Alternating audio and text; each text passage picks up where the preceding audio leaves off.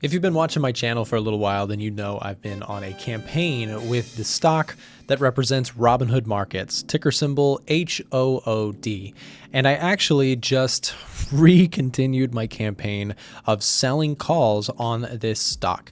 Now, I don't want to get too far into, what a covered call is, but the long story short is essentially I own 600 shares in Robinhood that I'm sitting on a pretty substantial gain on. At the same time, however, I've been selling calls, which covers or caps my upside in return for collecting a premium. Now, you'll see what's happened with the stock as it's just been going like crazy to the upside. Well, yesterday, I actually bought back the call that I sold, which was the $95 strike price expiring this coming Friday. And instead, I sold a further out in expiration and higher in strike price call to collect more premium on the position. Now, why am I doing this? Well, because I think Robinhood is due for a little bit of a correction or a pullback. And so I do want to have some upside or protection if the stock does slide. I'm sitting on a pretty substantial gain on the stock. And so writing or selling a covered call gives me a little bit of downside protection in the form of a premium that I've collected. And just to do some quick math, I collected $21.18 of max possible profit or premium times my 600 shares or 6 contracts. That is a potential upside of $12,700 if the stock were to move lower. So it's a little bit of an odd concept, but I own shares. If the stock that I own drops, I can actually be protected through the covered call that I sold. So that's what I'm in. It's an in-the-money covered call. So I also stand the potential risk of if the stock keeps going higher, then I just get called away from my 600 shares. But I'm trying to avoid that because I do really like the stock and would like to continue owning it. I just also think it's a little bit stretched here to the upside. So in this video, I'm going to be going through some more of my trades and setups and as well as stocks that I own. And we're just going to go through some of the list. Another one that I own is PayPal, which I did do calls on this one as well. In fact, I'm no longer in those, but I collected the full premium for the calls that I sold, the covered calls that I sold on PayPal. In my opinion, this stock is very attractive at current levels, and I do think that it is, for me, a buy on any sort of weakness. I actually wouldn't mind owning a little bit more shares of PayPal. I currently own 400 shares. I'm sitting in some drawdown on the stock. I'm down 1.4% on the 400 shares that I own, but taking into consideration the calls that I sold, I am still technically up because I did collect some premium for selling those calls back at the previous highs. I sold them right around here. So I collected a nice premium, then the stock dropped, cashed in on the calls, and now I'm just sitting in a break even on the actual stock. Here's a look at PayPal's income statement. You can see we overall have rising revenues on this stock, steady margins, which is your yellow line here. You can see it's been hovering around the 14 to 12% margins. And then overall, we have nice overall earnings growth as well. The stock also trades around a 14.5 price to earnings ratio, which compared to its 3-year average is not so bad. So to me, this is one that I don't mind holding in my portfolio and actually would like to add shares to my existing position if the stock continues to drop. Another stock that I've been talking about here recently is my position in Fortinet, which I'm down almost $8,000 in. However, this was just at like a $10,000 drawdown, so I've come back a little bit, and I do think still the stock is a little bit oversold here. And I want to just kind of follow up on my thoughts. In a video I did recently when this initially dropped, 25% in a day, I mentioned that I was thinking about adding some shares to my position, but after further consideration, I already own a bit of a size that I'm, I don't really want to add any more shares to my existing position. So I'm just going to let the shares that I own run.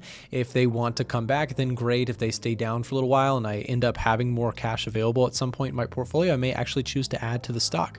But I do think Fortinet personally is a buy. I just don't have more capital that I am willing to allocate to the stock after the drop. But again, in my opinion, cybersecurity is a very, very ripe area for longer term potential. Again, it's an expensive area of the market. So let me show you that. You can see that when we pull up Fortinet here within the stock box, we do also have some very impressive rising revenue, also rising profit margins, rising net income. I mean, to me, this is what I look for in terms of a growth investment or trade, right? So I like the stock from this perspective, but it is trading at a high PE ratio, 40s, 50s PE stocks. Those are more expensive stocks. stocks. And what I mean by expensive is relative to their earnings. They're not cheap stocks. They trade expensive because the market says, hey, these companies are growing, and they assign a higher premium to these types of companies.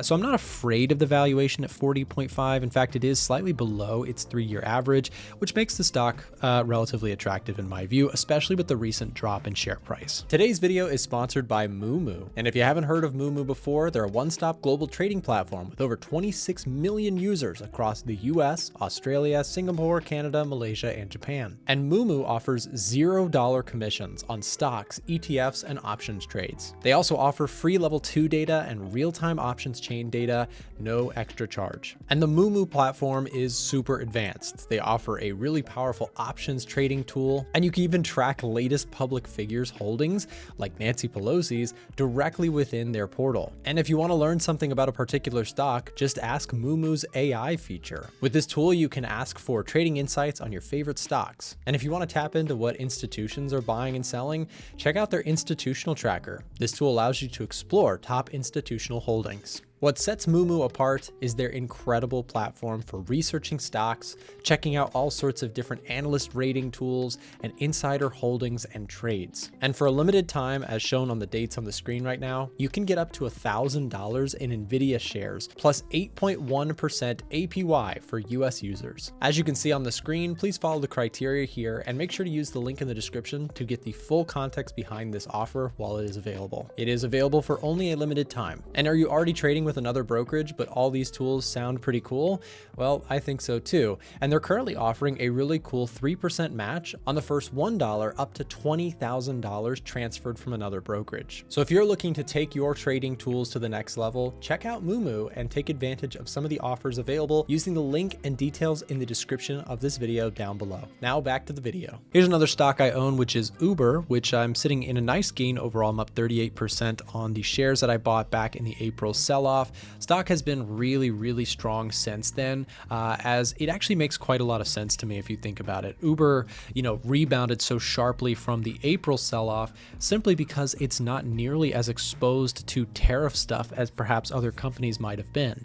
If you think about it, Uber is a very domestic-based or local-based company wherever it does business, and in my opinion should continue to do well, as we have seen continued expansion in their marketplace offerings, where they're going. There's the potential for robo-taxi stuff in the future. So this to me is a stock that I feel comfortable holding for the long term. I own 200 shares and actually would like to get more shares under, in my account. If we do see a sizable drop off in the stock, I would probably sell some cash secured puts with the hope of assignment. Maybe the 82 to 75 range. I would be interested in buying some shares. So maybe I'll sell a cash secured put in the event that we get some volatility expansion. But currently, volatility is very low. I'll come back to the concept of volatility in a second, but check out the revenue chart here for Uber. You can see rising revenue, which shows more and more adoption of this product, which has, it's primarily a software business. It is ultimately expanding into new marketplaces, and I think has potential to continue to become a bigger and bigger household name.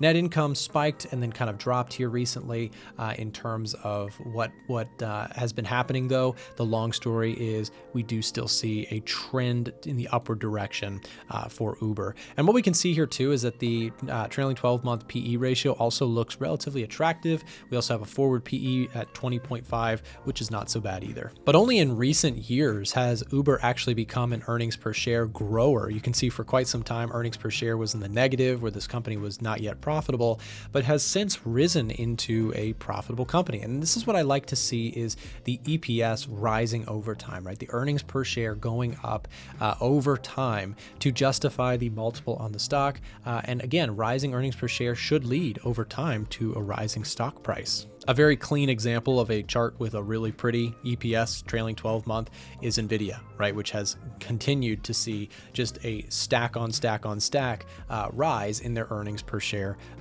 trailing 12-month. Speaking of Nvidia, you can see that the stock is still floating higher. I do think that this stock has had a phenomenal run, and I have also sold calls against my position.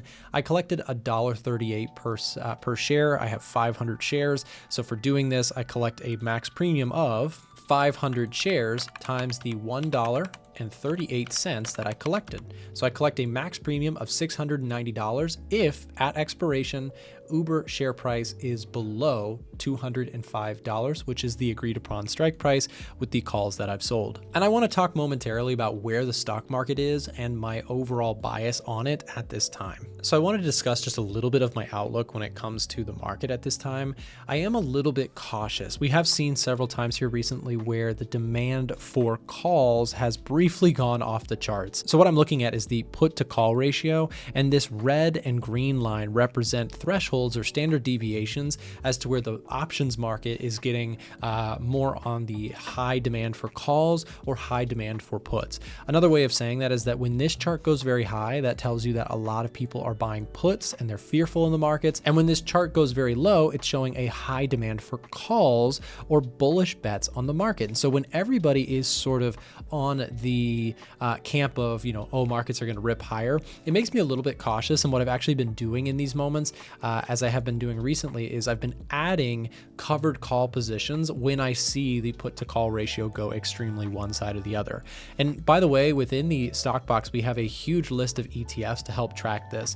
So for example, if we want to take a look at technology stocks specifically, we could take a look at the put to call ratio for XLK or QQQ, which is the NASDAQ, right? We can look at individual things and see what the options marketplace, how euphoric or how greedy or how fearful that particular marketplace is. This is a feature within the stock box's put to call ratio tab. And by the way, if you want to check out the stock box, check out the link in the description down below to sign up for a 30-day trial. If that's something that you're interested in, if you want to try out our tools here that I'm using within my videos to analyze stocks and ETFs, then consider checking out the stock box. It is a tool that we've worked on for the last few years and has come a really far way in all of our developments. I'm really excited to see where this product goes next. Would love to hear some of you guys' feedback. So if you'd like to apply for a trial and get some information about that, the link is in the description of this video down below. And this morning we had something pretty interesting happening with the CPI report, which was the inflation reading. We did get a softer than anticipated reading. In fact, if we zoom in on what we have here,